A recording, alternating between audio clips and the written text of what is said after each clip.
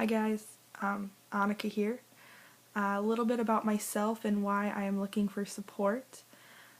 My name is Anika Morris. I just turned 22 on the 5th of this last December, and I have recently been blessed with the opportunity to attend a missions trip with 30 of our youth students who I have been a leader for the past 3 years, as well as some of my fellow leaders.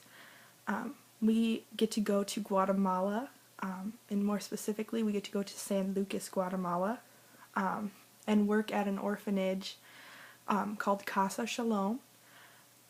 You can check them out if you want more information about them and how you can help them at casashalom.net. You can also see pictures of the kids that we get to help with. While we're down there, we will work on the orphanage as well as do other things within the city. We get to work at a soup kitchen for the homeless, which is going to be awesome. We get to put on services. Basically, our whole mission is to just help in any way possible and just to show them love. Just a background story on why I want to go, or why I was called to go. Growing up, my family never, we were pretty good, but we weren't like rich or anything like that. We didn't really get to do too much stuff growing up because my family couldn't afford it. My parents got divorced at a young age. My dad left, and so it was just my mom, and she was supporting me, my older sister, my younger sister, and herself. So we had a lot of help growing up from people within our church, and as well as my family, and I'm blessed to have that experience because now, being the age I am, what I really want to do is I want to go out and bless other people who maybe aren't as fortunate as I am anymore. And my heart is just to help people. I want to make sure that they have what they need. I've never been on a missions trip before. This is going to be my first. I just never felt led to go on a missions trip. I've always felt led to just do what I can where I'm from. But recently God placed on my heart just that I need to stop being comfortable where I am, and I need to really go out and make a difference in the world. And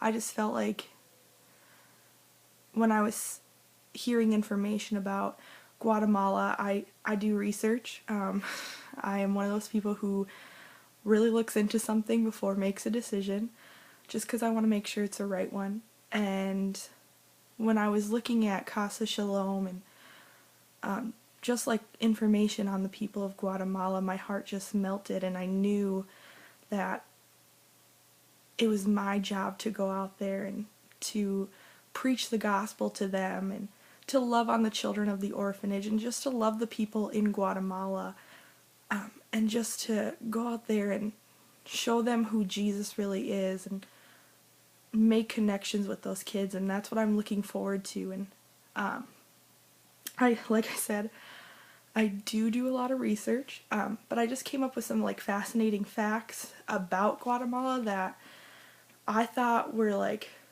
very interesting, and I would love to share with you, just so that way you know roughly of what Guatemala is about. The population estimated in 2011 of Guatemala, which is the size of Tennessee, is 14,099,032 people. So that's a lot. When I think of Tennessee, I don't think of that many people. So how they fit everyone in there, mind boggles me.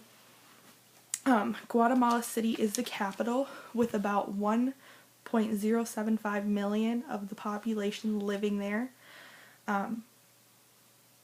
We unfortunately don't get to go to Guatemala City too much on our trip, just because it is, at this moment, semi-hostile, especially for tourists. So we unfortunately aren't able to go. but we'll be around there, so we actually get to semi-help in that area. It is the northernmost of the Central American nations, and Mexico is the neighbor on the north and the west, and Belize, Honduras, and El Salvador are the neighbors on the east, which I think is super cool. I've always heard about Honduras, and I have friends from El Salvador, so just being able to like be close there is just going to be pretty awesome. As of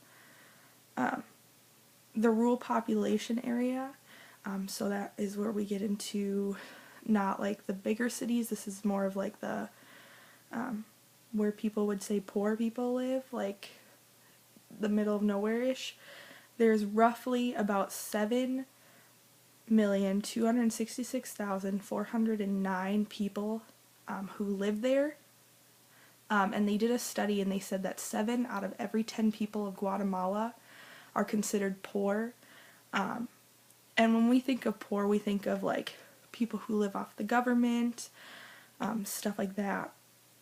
Their poor is totally different. They don't live in houses.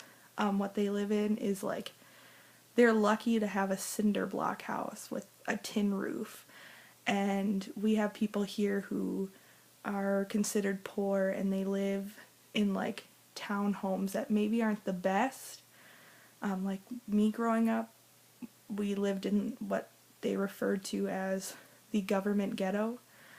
But these people in Guatemala are just like, I can't even, like, when I think about what they go through, I thank God how lucky I was that I at least had a place to like live that was heated and air conditioned and had like multiple rooms and everything like that. So another interesting fact, on November 7th of 2012, a 7.4 magnitude earthquake struck Guatemala, and they had a death count of about 50 people, and they had hundreds of people who were seriously injured, as well as like 30 missing people, and they just lost like a lot of stuff, housing, buildings, medical centers, and I know it's like 2014, but I'm sure they're still impacted by what had happened, and just being able to go out there and helping them like rebuild and all that stuff, it's what I felt led to do. Why I'm making this video, I have a YouCaring account at youcaring.com/Anika to Guatemala, and that's spelled ANIKA 2TO Guatemala. And what I'm looking for is I'm looking for any support I can get. Financially, this trip is going to cost a lot, and I unfortunately, like I said, did not come from money, so I have to raise everything on my own. I am a current full-time student at North Central University in Minneapolis, Minnesota, so I don't have the best job, so all this money I have to raise on my own. So if you want to help financially, you can give through the site, as well as I am looking for any prayer for my team, for these kids, for these people in Guatemala, for me, for our leaders, just prayer that during this trip that we're able to reach so many people and to just show them love. I am excited to make a difference in other people's lives, but what I'm looking more towards is these kids making a difference in my life.